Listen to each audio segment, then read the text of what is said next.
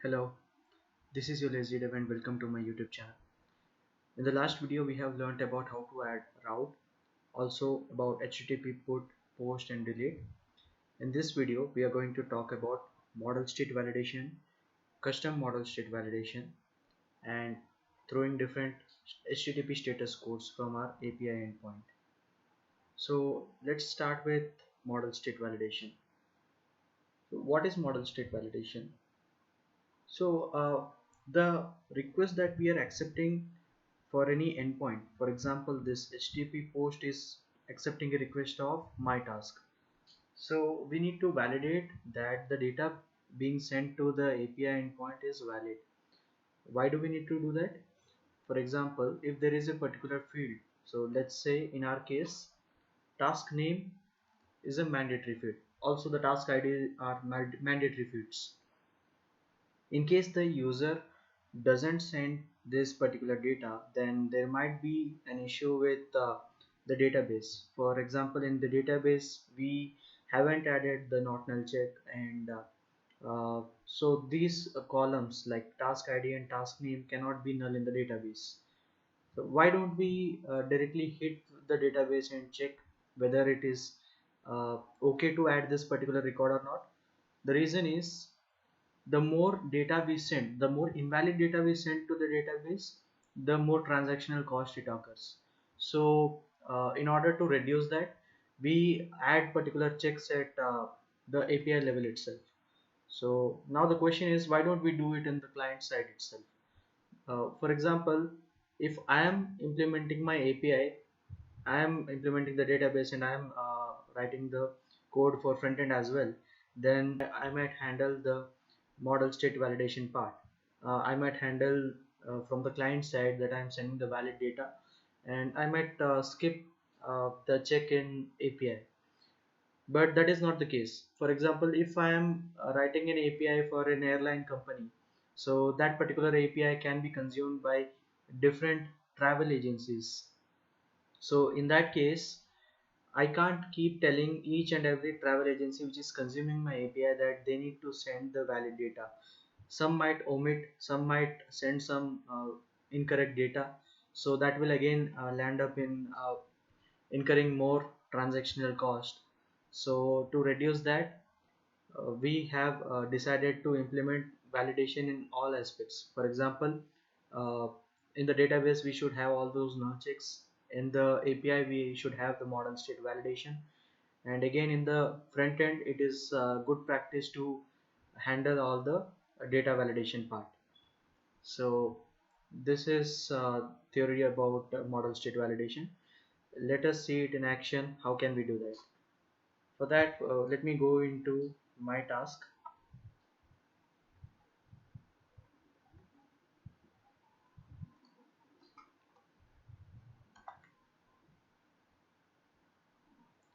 So again, .NET Core provides us a list of pre-built attributes that can be used for validation. For now, we are thinking of making both as not null. So what I'll do is I'll add a required attribute over here. So after adding the required attribute, it is giving us this error saying that required attribute could not be found. So let me check from which NuGet package this is coming from, or from which namespace it is coming from. So here is the suggestion from IntelliSense saying that using system.componentModel.data annotations is missing. So let me add this. Yep, there it is gone. Same goes with task name. I want to make this as well as not null. Also, I would like to restrict the task name length to max length 20 characters. So these are the two attributes that I'm currently using for validating the data. So let's check this in action. Let me run this.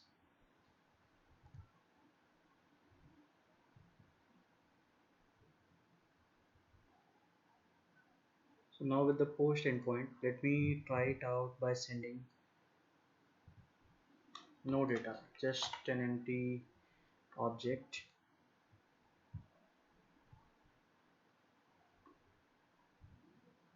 The response is 400.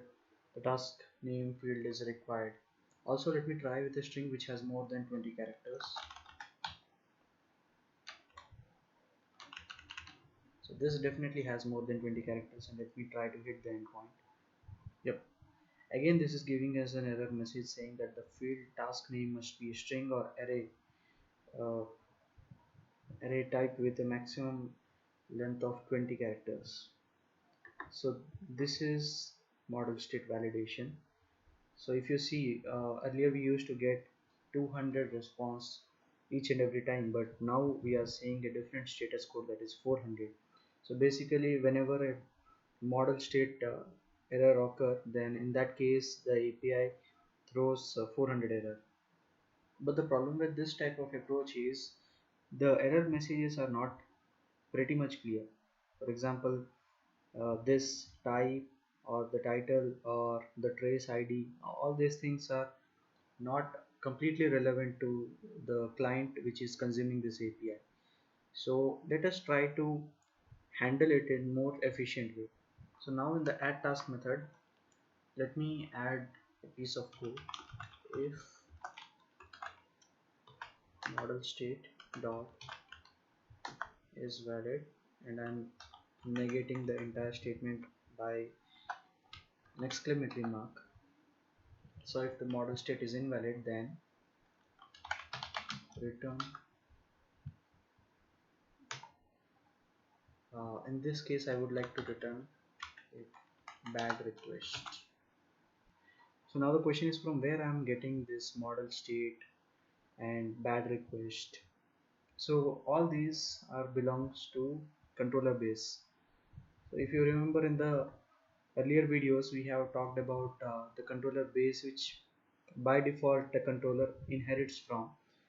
So if I remove this,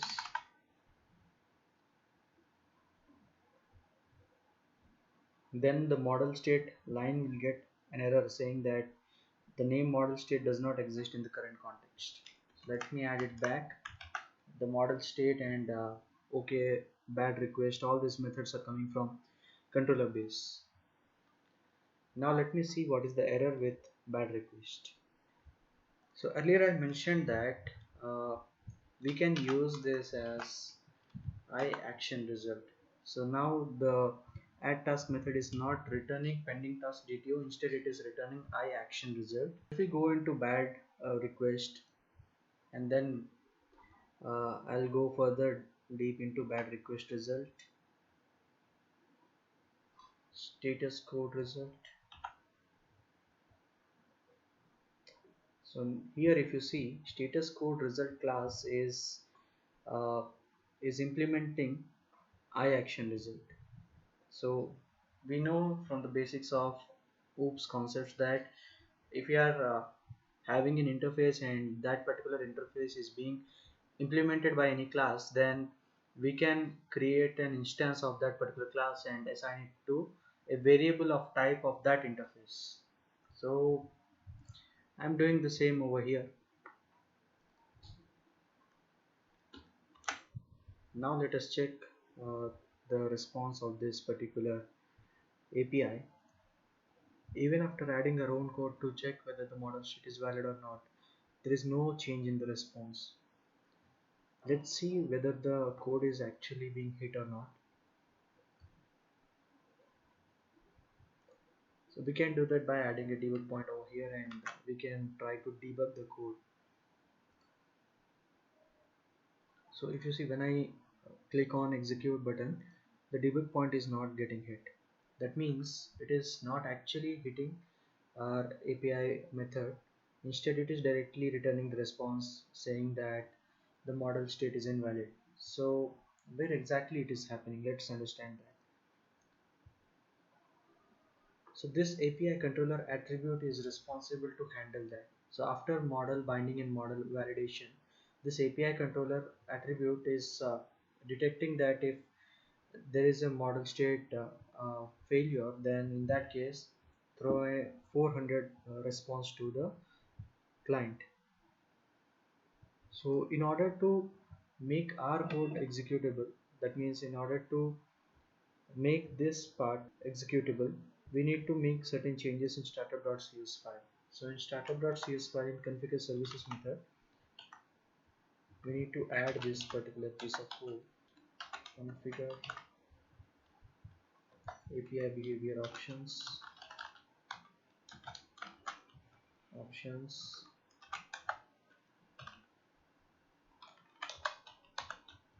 dot suppress model state invalid filter equal to true. So now it is expected that the method would get hit.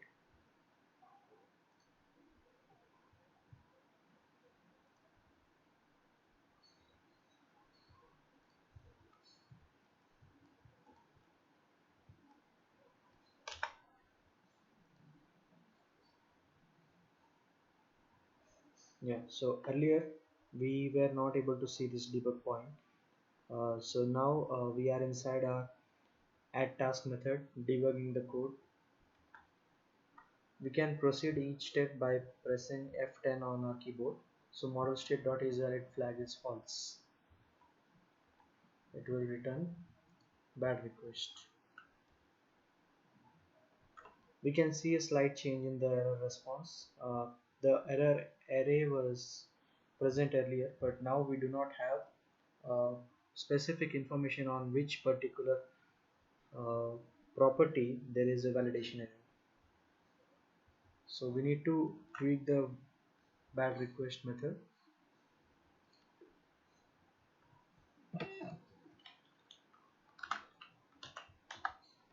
We can simply pass the model state to this bad request. So this is accepting model state. Another overload is there where you can pass your own error response into that. We will deal with that later.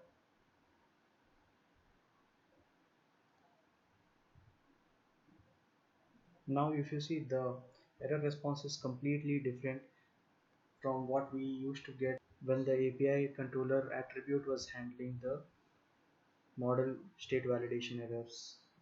But you might wonder why only task name field is showing as required when we haven't passed task ID as well. But if you remember, we have added required attribute on both the properties.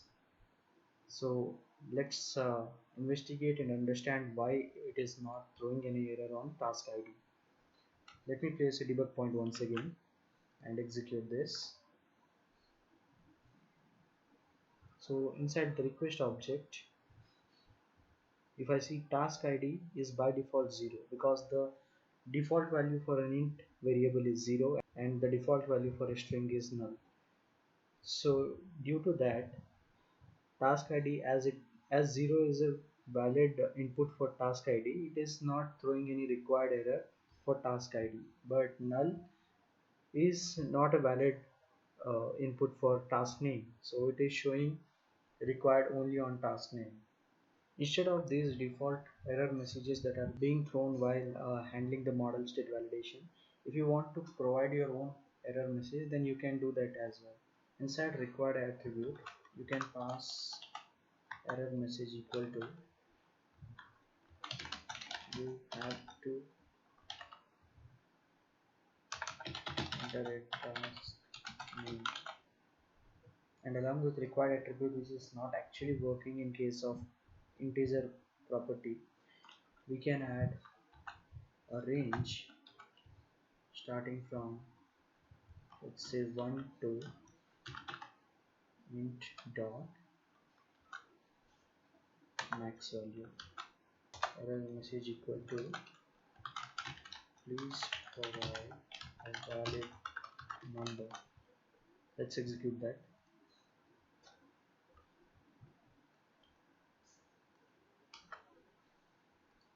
So now if you see, for task ID we are getting this message as please provide a valid number, and for task name we are having this message as you have to enter a task name. So this is how you can handle model state validation by providing your own error messages, and we have also modified the error response which was not so readable format earlier, but now it is much more clean. Inside the response we have the exact property name which is having validation error, and inside that particular error message, inside that particular property we have a proper error message saying that for task ID we need to provide a valid number, and for task name we need to enter a task name. Now let us try to add our own custom validation attribute, and let's see that in action. Let me add a new class attribute. So now if you want to create your own attribute, then you need to derive that class from validation attribute.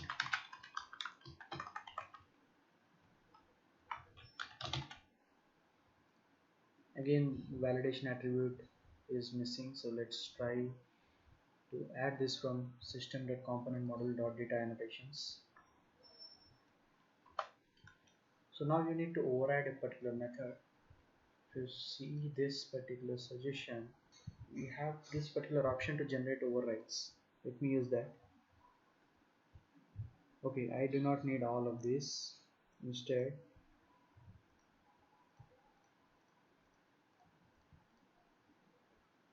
I would just use this isValid method. So my condition would be each and every task name should have a prefix with task. So return value dot, let me convert it to a string first, then contains task. In order to use this, I just need this task name from this task name attribute class. Go to my task class and let me add task name attribute to this.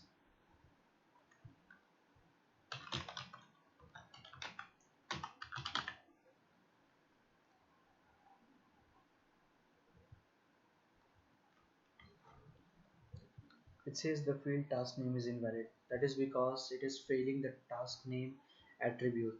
But this is not the message that we intend to show the end user or the client which is making a call to this API, because we cannot derive any conclusion from this particular error message. So what I can do is I can provide a default error message to task name attribute. So we can provide a default error message by adding a constructor. Inside constructor, I would like to assign a default error message to this saying that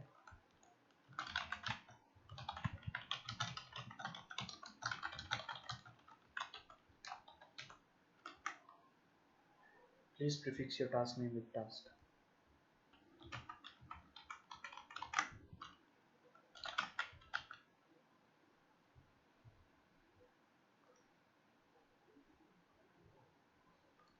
So now the error message is updated with our default error message that we have provided in the constructor.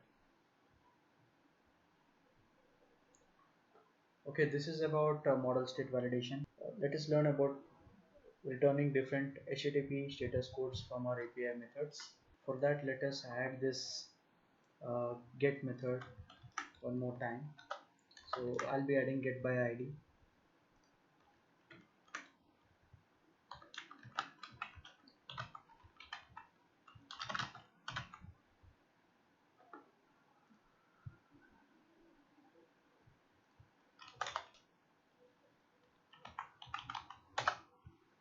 Task ID equals the ID that we are passing.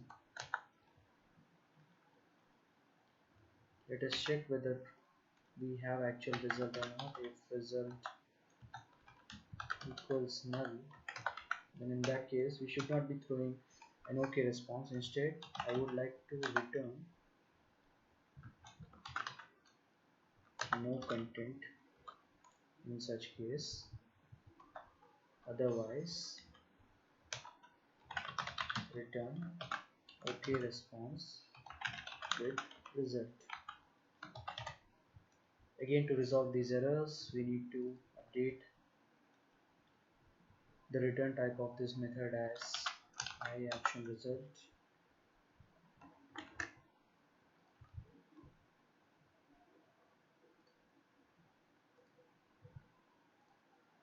Let us try this out with 1.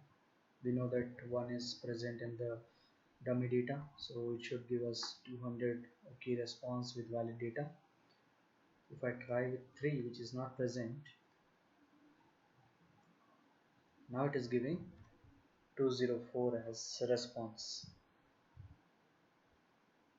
Yep. So this API is working fine. In the add method, we can update this OK to created. So created would throw 201 response.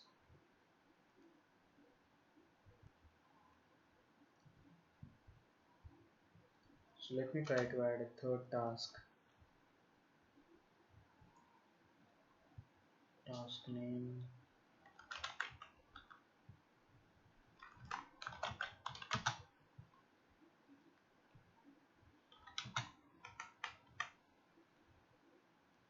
Task learn. Now you can see the status code as 201 with the new record that is being added to the list. So that's it guys for this video. I hope you have learned something from this video. In the upcoming video we will be integrating our application with MongoDB.